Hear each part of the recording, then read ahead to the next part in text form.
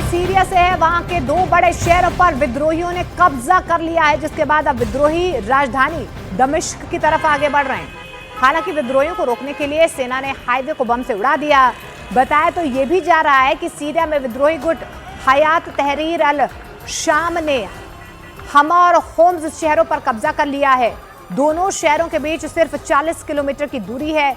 वहीं विद्रोहियों को रोकने के लिए रूस की सेना ने कई मिसाइलें दागी हैं, लेकिन वो उन्हें रोकने में कामयाब नहीं हो पा रहे हैं।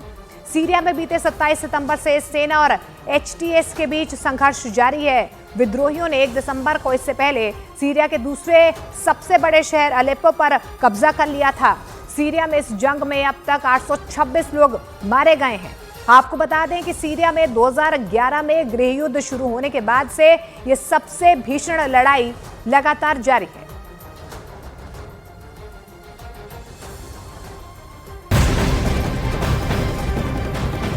तो सीरिया में विद्रोही गुटों के हमले अलग अलग शहरों में लगातार जारी। इस बीच बड़ी खबर निकल कर आ रही है। राजधानी दमिश्क में रक्षा मंत्रालय की इमारत पर बहुत बड़ा हमला किया गया है। बताया गया कि रक्षा मंत्रालय की इमारत पर यह ड्रोन से हमला किया गया है। तो बड़ी खबर आपको बता दें, सीरिया में विद्रोही गुटों के हमले लगातार जारी हैं। राजधानी दमिश्क में रक्षा मंत्रालय की इमारत पर आप देखिए कि किस तरीके से ये ताबड़तोड़ हमला किया गया है। ड्रोन से ये बहुत बड़ा हमला किया गया है।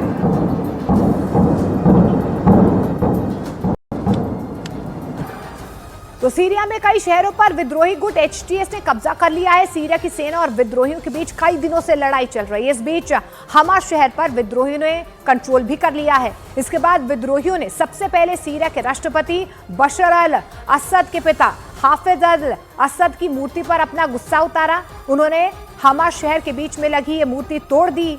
सीरिया में 54 से ज्यादा सालों से असद खानदान का राज है। राष्ट्रपति बशर अल असद के पिता भी सीरिया के 29 साल से ज्यादा समय तक राष्ट्रपति रह चुके हैं। और सीरिया के हमा शहर पर विद्रोहियों के कब्जे के दावे के बाद वहां के हालात और ज्यादा बिगड़ गए हैं। गृह युद्ध के फिर से शुरू होने से आम लोगों की परेशानी यहां पर बढ़ती हुई नजर आ रही है। साथ ही सीरिया में रहने वाले दूसरे देशों के लोगों की सुरक्षा भी खतरे में पड़ गई है, जिसे देखते हुए कई देशों ने अलर्ट जारी कर दिया है। भारत सरकार ने भी सीरिया पर नजर बनाए रखने और वहां पर रहने वाले भारतीयों की सुरक्षा का भरोसा दिया है। सीरिया में एक बार फिर से गृह युद्ध छिड़ने की आहट ने चीन को भी तनाव में ला दिया है। चीन ने भी वहां पर रहने वाले अपने नागरिकों को तुरंत सीरिया छोड़ने की सलाह दे दी है। सीरिया में जारी भीषण लड़ाई को देखते हुए उसके पड़ोसी देश जॉर्डन ने सीरिया से लगने वाली अपनी सीमाएं सील कर दी हैं। सीरिया में रूसी दूतावास ने रूस के लोगों से देश छोड़ने का आग्रह कर लिया है। We are closely following the situation. There are about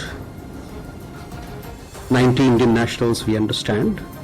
There are also 7 Indians there who are working with UN organizations. Our embassy is in regular touch with our Indian nationals for their safety and security.